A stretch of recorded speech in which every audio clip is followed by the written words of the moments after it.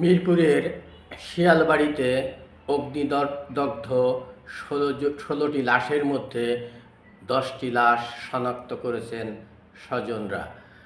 আজ দুপুরে ঢামেকের পরিচালক ব্রিগেডিয়ার আসাদুজ্জামান এই তথ্য সাংবাদিকদেরকে জানান। তিনি বলেন যে শনাক্তের ভিত্তিতে প্রশাসনের অনুমতি সাপেক্ষে এই 10টি লাশ তার স্বজনদের কাছে হস্তান্তর করা হচ্ছে।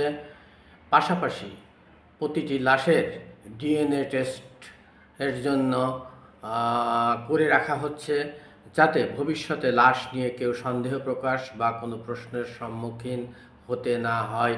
সে কারণের জন্যই প্রতিটি লাশের ডিএনএ টেস্ট করা হচ্ছে। এবং তিনি জানান যে লাশগুলো আজই তাদের স্বজনদের কাছে হস্তান্তর করা হবে।